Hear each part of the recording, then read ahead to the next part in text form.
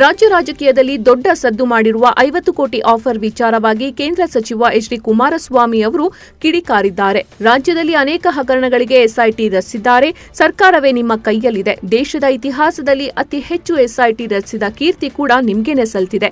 50 ಕೋಟಿ ಆಫರ್ ಬಗ್ಗೆನೂ ಒಂದು ಎಸ್ಐಟಿ ರಚಿಸಿ ತನಿಖೆಗೆ ಆದೇಶಿಸಿ ಅಂತ ಸಿಎಂಗೆ ಸಲಹೆ ನೀಡಿದ್ದಾರೆ. ಉಪಮುಖ್ಯಮಂತ್ರಿಗಳು ಹಾಗೂ ಹಲವಾರು ಮಂತ್ರಿಗಳು ಈ 50 ಕೋಟಿ ಆಫರ್ ಕೊಟ್ಟಿದ್ದಾರೆ ಅಂತಕ್ಕಂಥ ಹೇಳಿಕೆ ಏನಿದೆ, ಅವರು ಈ ರಾಜ್ಯದ ಮುಖ್ಯಮಂತ್ರಿ, ಅವರ ಗಮನಕ್ಕೆ ಬರದೆ ಇದು ಆಗ್ಲಿಕ್ಕೆ ಸಾಧ್ಯ ಇಲ್ಲ. ಇವತ್ತು 50 ಕೋಟಿ ಅಂತಕ್ಕಂಥ ನಿಖರವಾಗಿ 50 ಜನರಿಗೆ ಅಂತಕ್ಕಂಥ ನಿಖರವಾಗಿ ಹೇಳ್ತಾ ಇದ್ದಾರೆ. ಸರ್ಕಾರ ಅವ್ರ ಕೈನಲ್ಲಿದೆ. ಹಲವಾರು SITಗಳನ್ನು ರಚನೆ ಮಾಡ್ಕೊಂಡಿದ್ದಾರೆ. ಇದು ಒಂದು SIT ರಚನೆ ಮಾಡಕ್ಕೆ ಹೇಳಿ, ತನಿಖೆ ಮಾಡಕ್ಕೆ ಹೇಳಿ.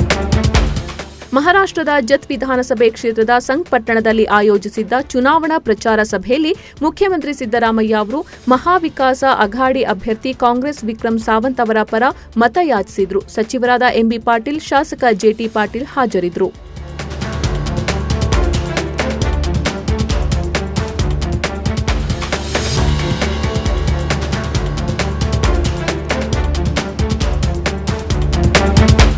ಸಚಿವ ಜಮೀರ್ ಅಹಮದ್ ಖಾನ್ ವಿರುದ್ಧ ಒಕ್ಕಲಿಗ ಯುವ ವೇದಿಕೆ ಹಾಗೂ ಒಕ್ಕಲಿಗ ಒಕ್ಕೂಟದ ನಾಯಕರು ಪ್ರತಿಭಟನೆ ನಡೆಸಿದ್ದು, ಕುಮಾರಸ್ವಾಮಿ ಮತ್ತು ದೇವೇಗೌಡರಿಗೆ ಅವಹೇಳನಕಾರಿಯಾಗಿ ಹೇಳಿಕೆ ನೀಡಿದ ಜಮೀರ್ ರಾಜೀನಾಮೆ ನೀಡಬೇಕು ಅಂತ ಆಗ್ರಹಿಸಿದ್ರು.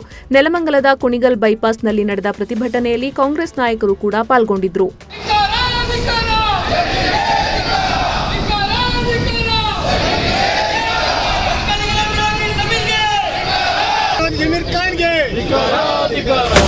ಮಾಜಿ ಹೆವಿವೇಟ್ ವಿಶ್ವ ಚಾಂಪಿಯನ್ ಬಾಕ್ಸಿಂಗ್ ದಂತಕತೆ 58 ವರ್ಷದ ಮೈಕ್ ಟೈಸನ್ ಮತ್ತೆ ಬಾಕ್ಸಿಂಗ್ ಅಖಾಡಕ್ಕೆ ಇಳಿಯೋದಕ್ಕೆ ಸಜ್ಜಾಗಿದ್ದಾರೆ.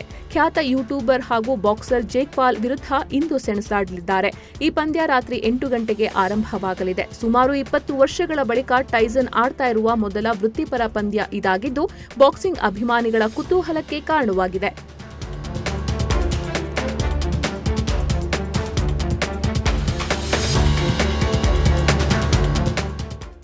ರೇಣುಕಾಸ್ವಾಮಿ ಕೊಲೆ ಪ್ರಕರಣದಲ್ಲಿ ಬಂಧನಕ್ಕೆ ಒಳಗಾಗಿದ್ದ ದರ್ಶನ್ ಮಧ್ಯಂತರ ಜಾಮೀನು ಪಡೆದು ಬಿಡುಗಡೆಗೊಂಡಿದ್ದಾರೆ. ಜೈಲಿನಿಂದ ಹೊರಗೆ ಬಂದು 15 ದಿನಗಳಾಗಿವೆ. ಆದರೂ ಯಾವುದೇ ಶಸ್ತ್ರಚಿಕಿತ್ಸೆ ನಡೆದಿಲ್ಲ. ಹೊರಗೆ ಇದ್ದಷ್ಟು ದಿನ ಸಾಕ್ಷಿಗಳ ಮೇಲೆ ಪ್ರಭಾವ ಬೀರುವ ಸಾಧ್ಯತೆ ಇದ್ದೇ ಇರುತ್ತದೆ. ಈ ಕಾರಣಕ್ಕೆ ದರ್ಶನ್ಗೆ ನೀಡಿದ್ದ ಜಾಮೀನು ಪ್ರಶ್ನೆ ಮಾಡಲು ಪೊಲೀಸರು ಮುಂದಾಗಿದ್ದು, ಇದಕ್ಕೆ ಸರ್ಕಾರ ಒಪ್ಪಿಗೆ ನೀಡಿದೆ.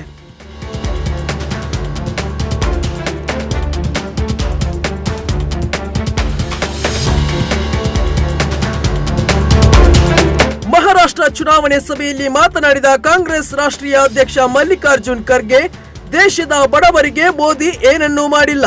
ದೇಶದಲ್ಲಿ ಹೆಚ್ಚುತ್ತಿರುವ ನಿರುದ್ಯೋಗಕ್ಕೂ ಯಾವುದೇ ಪರಿಹಾರವಿಲ್ಲ. ವಿಪಕ್ಷಗಳ ಮೇಲೆ ಐಟಿ ಇಡಿ ಕೇಸ್ ಹಾಕಿ ಬೆದರಿಸುತ್ತಿದ್ದಾರೆ. ದೇಶದ್ರೋಹಿಗಳು ಪಾಕಿಸ್ತಾನಿಯರು ಎಂದು ವಿಪಕ್ಷಗಳ ಮೇಲೆ ಆರೋಪ ಹೊರಿಸುತ್ತಿದ್ದಾರೆ. ಇದು ಸರಿಯಲ್ಲ ಎಂದು ಮೋದಿ ವಿರುದ್ಧ ವಾಗ್ದಾಳಿ ನಡೆಸಿದರು. गरीबों के लिए क्या किया? आज महंगाई बढ़ रही है, तुम आंख मूंद के बैठे हो. अनएम्प्लॉयमेंट बढ़ रहा है, किसी के ऊपर ईडी का केस, इनकम टैक्स का केस, सीरीज से इंफॉर्मेशन लेना और किसी को आईबी का केस, ये ऐसा कर करके सबको तोड़ना फोड़ना ये काम कर रहे हैं.